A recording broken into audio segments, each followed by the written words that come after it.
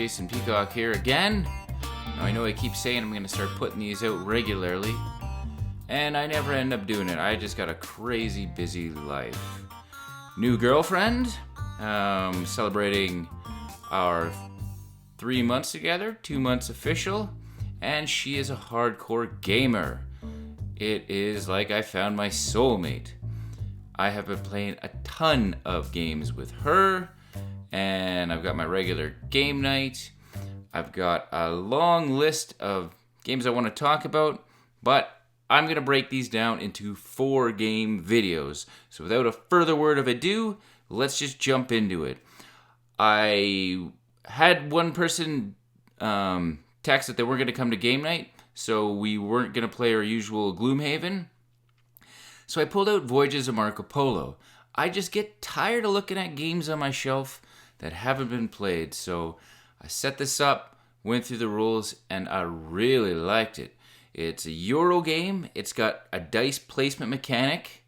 You've got like your action area with the dice going on, and then simultaneously you've got your character moving across the world from Italy to Asia. And as you get to these new cities, you could drop little tents in, and that'll give you access to even further actions, which, again, you use your dice to place. There's a real strong component of resource conversion, and I really like the way you're... ultimately, you're converting resources because there's these little point tiles at the bottom. If you put a dice on the score a point action space, you're going to basically sell those resources and grab the points.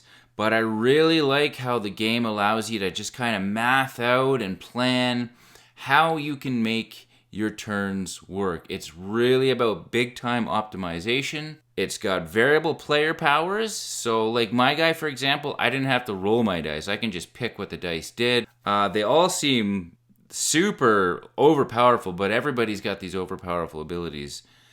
And I just heard that they're making a new 2.0 version, a revamped version. I seen a blog on Board Game Geek, so I'm excited for that. But in the meantime, I'm happy to hopefully get this one at the table once or twice more over the next couple of months. So a big thumbs up on the Voyages of Marco Polo. Game number 2. This one was a big, huge Kickstarter. Waited a year to show up. I notice I don't get as frothy about new Kickstarters arriving anymore. I've got so many damn games. I've got big Kickstarters I haven't opened yet, so I was still super stoked when Batman Gotham City Chronicles showed up. Now, this is based on the Conan engine. Conan is in my top 5 favorite games. I love the way it's got the Euro-y resource management with your gems, which is also your life, and I love how cinematic all that comes together. On the hero's turn, it's like, all right, Conan's going to kick open a door. The thief is going to run in, pick the chest. Then Conan's going to throw his axe at a guard outside. And then Shavadis is going to do his thing. The wizard is going to cast a spell. Conan's going to spend some gems, run a couple more spaces, and hack this guy. I love the feel of this game. And they went and done Batman right. There's a ton of reviews out there. And I think I'm mostly going to focus on the versus mode that I got played. And boy, does this ever open up the game. It's Overlord versus Overlord. However, you're drafting your teams. You know, you got to pick your lieutenant. You got to pick your captain. Some scenarios will say, okay, pick an elite troop and then 2 regular troops, for example. And in addition to spending the gems you want on the tile of the river, right? The further along the river they are, the more expensive they cost. So if you activate a guy right away for 1, he's going to go at the back of your river. If you want to activate him again, it's going to cost you 8 gems. So you've got this going on, plus you've also got a separate set of gems that you have to pay to activate a tile. Your first tile cost 1 of these, your second tile would cost 2, and your third one would cost 3. So you can't actually activate, you're getting 2 of these back a turn, so you can't activate 2 tiles every round. There's going to be a turn where you're going to activate 1 or 0 tiles to save up for something. Strategically, it's amazing. Thematically, you get the feel of Batman and his villains and against Joker or Riddler or whoever and their gangs, and you can mix and match. It's balanced. You can even match sides. My son set up a game map. He's really into versus, by the way, and he's like, okay, you're this guy, this guy, this guy. So I had a mixture of villains and good guys, but it all works really well. And then the event tile that's usually used in every campaign mission I've seen, that tile activates your leader's special abilities. So there's a book, and it's like, okay, this particular Batman, this is what his ability is. Or you usually get a choice. You can do this with Batman, or you can do that with Batman when you activate the tile. Like, Batman had this smoke grenade, so I'd put down these smoke tokens, and if an enemy reveals it, I would flip them over. Only one of them has his actual location. It's really cool. The game does have a big learning curve. You've got to learn how the maps work. You've got to learn what all the symbols do. Once all that comes together, this is a fantastic, amazing game. One of my favorites. Does it replace Conan? I don't know yet. I've played Conan so much, and I like that Conan theme. I love the Batman theme too, and this is an upgraded, better version of the game. So I think they're just holding hands with each other right now. I've got enough love in my gaming heart for both of them. Now, I'm going to talk about another game from Monolith. This was the redo of Claustrophobia. This was a Flash Kickstarter. I ordered it backed it at the beginning of March, and I think it was here at the end, or, it might have been April.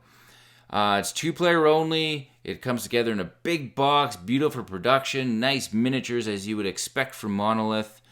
And 16 or 20 scenarios in it. One person is the ex-convicts that are forced to go into the depths of hell to fight off the minions, and the other player is the Overlord who controls all of the bad guys. Now, it plays very quick. Once it's set up, it can go from 30 to 45 minutes, maybe a bit longer. But it's very tactile. There's a lot of strategic decision makings because of the way new people are added to the board. For example, the minion can't add people if there is a hero on the board, and they can't add people unless a tile has an opening.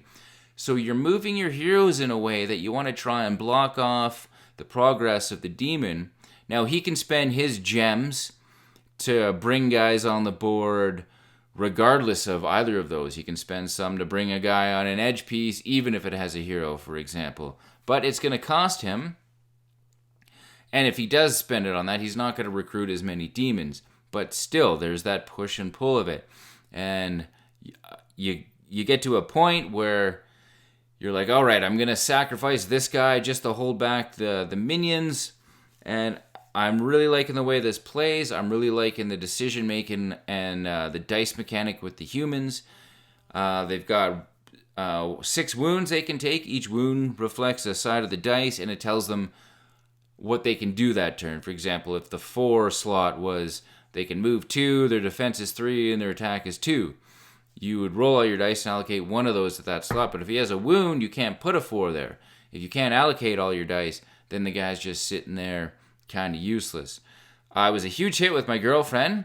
I've only played the first and second scenario so far, but I've played the second one 3 or 4 times with Candace, and this is definitely a game I'm going to be delving into regularly. So the last game I'm going to talk about came out at Game Night, 4-player game of Lords of Hellas.